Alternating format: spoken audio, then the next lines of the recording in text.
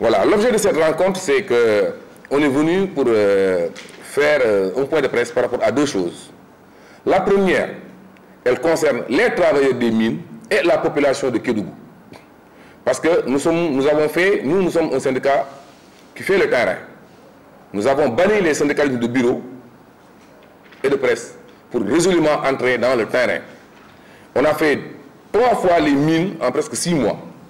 On a constaté que la responsabilité sociétale d'entreprise, qui aujourd'hui est du ressort des mines, n'est pas appliquée à Kédougou. Ce qui fait de Kédougou une ville fantôme. Ce contraste criard qui fait que Kédougou est l'une des régions les plus riches du Sénégal, sous-seulement parlant, contraste avec la pauvreté qui y règne, contraste avec la désurbanisation qui y règne. Et en tant que Sénégalais simple, en tant qu'acteurs du développement, nous pensons que les élus locaux ont échoué dans le politique. Ils ont lamentablement échoué. Depuis combien de temps ces mines exploitent? Et on ne voit pas un changement dans la vie de Kédougou et des Kédougois. Et nous pensons qu'en tant que Sénégalais, en tant que syndicaliste, parce que le syndicat aujourd'hui, ce n'est pas seulement l'action revendicative, mais l'action de développement inclut le syndicalisme moderne. Ça, c'est le deuxième acte qui nous a amenés. Parce qu'ils sont venus fraîchement à la CNTS pour se syndiquer. On a mis en place un collège de délégués du personnel qui est censé réguler l'instance du travail, qui est censé veiller sur les intérêts matériels et moraux du personnel. Mais nous constatons une entrave à la syndicalisation, un non-respect du code du travail mais ma foi, un esclavagisme du temps moderne. Mais on ne peut pas comprendre une entreprise comme PMC ou une mine comme Mako, où les gens boivent de l'eau empoisonnée. Chimiquement, l'eau que les travailleurs boivent est une eau dangereuse pour leur santé.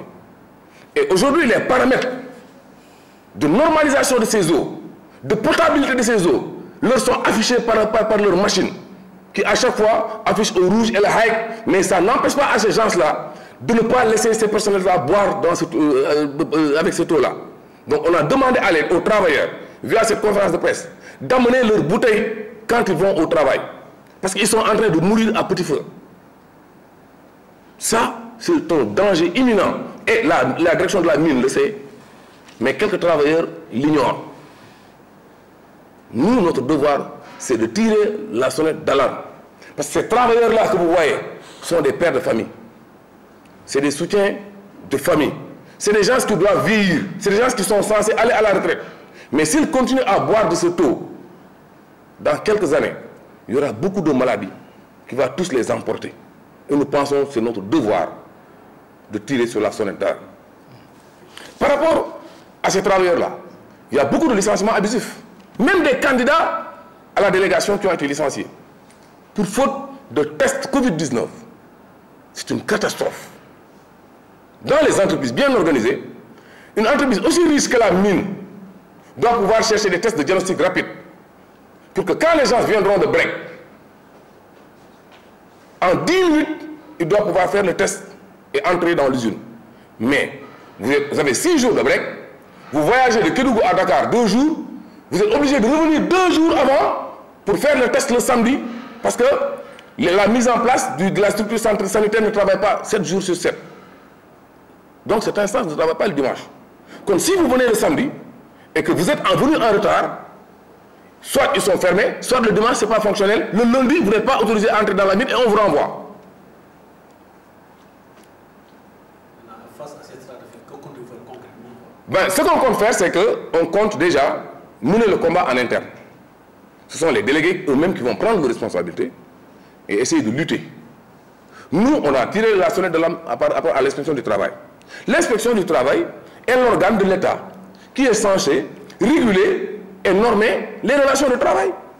On a écrit des requêtes, on a écrit pas mal de choses, mais on demande à l'inspection du travail et à tous les organes qui sont censés réguler le monde du travail, mais de venir nous aider. Parce que ces Sénégalais sont en train d'être meurtris, ils sont en train d'être maltraités. Et c'est paradoxalement en 2021, des étrangers viennent d'ailleurs pour tout tirer notre sous-sol et écraser les Sénégalais. C'est ce qui se passe à Mako. Des Maliens, des Burkinabés, on n'est pas xénophobes. Ils sont là parce que c'est la CEDEAO. Des Ghanéens. Mais aujourd'hui, ce sont ces étrangers qui font l'autorité. On a l'impression que les Sénégalais sont des esclaves et que les étrangers sont des rois. Donc on est des pauvres chez nous. Mais imaginez-vous, on a fait presque pas mal de voyages dans les entreprises de mines, mais ils ont des réfectoires, mais à la limite, luxueux. Mais aujourd'hui, ces travailleurs partagent leurs conteneurs avec des singes. Moi, personne ne m'a dit, c'est moi-même qui a été témoin des feux écolaires. Les singes viennent à 2 mètres pour attendre que les gens libèrent les tables à l'air libre pour manger sur ces tables-là. Et ce sont ces travailleurs qui vont revenir le lendemain, manger là où les singes ont mangé leur reste. Alors qu'il y a une partie de ces travailleurs qui sont bien lotis dans une salle, qui mangent à leur faim, qui boivent à leur soif, et qui ont même le toupet de manger des desserts. Et ceux qui sont dans la mine, ceux qui sont à l'intérieur du site, et ceux qui font ces richesses-là, qu'en est-il? Quel est le sort qui leur a été réservé? Ça c'est le 1. La deuxième, on leur demande d'habiter Kédougou par force. Même si dans l'adresse ils disent à Dakar, dans le contrat on leur dit que tu signes, que tu habites à Kédougou, tu signes pas. C'est le fait de contourner la convention des mines qui dit que quand quelqu'un est un expatrié, ou bien il habite hors de la localité, c'est vous qui devez le transporter par rapport à son break. Maintenant, pour contourner ces détails financiers, ces petits détails financiers de transport de break, on leur dit qu'ils doivent signer qu'ils habitent à Kédougou par force. On est indépendant, ou bien on est dans un pays où règne la loi, la dictature. Mais on pouvait... Il y a pas mal de chapelets, de choses qui sont inadmissibles qui se passent dans ces mines-là.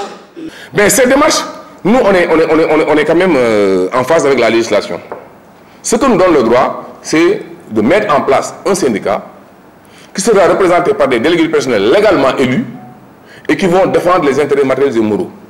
Mais quand ces gens-là font face à un certain colis, mais qui est un régisseur de Senzala, qui ne respecte même pas la personne proprement dite, à plus forte raison des délégués du personnel. Quand on licencie un délégué du personnel, sans autorisation de l'inspection du travail, quand on licencie un candidat à la délégation, sans autorisation de l'inspection du travail, quand on licencie une personne, après lui avoir dit qu'il a fauté, quand une personne s'absente et qu'il présente les repos médicaux en bonne et due forme, soit on lui retourne les repos médicaux, on lui fait une mise à pied de 8 jours et on le licencie. C'est ce qui s'est passé à PMC. Et que l'inspecteur du travail reconnaît que c'est un licenciement abusif. Mais ce qu'on nous a dit à la direction de PMC, nous on l'a licencié, vous allez faire ce que vous voulez, nous on attend que vous nous reveniez avec les actes de droit civique. Ça, ce n'est pas une façon de traiter les gens.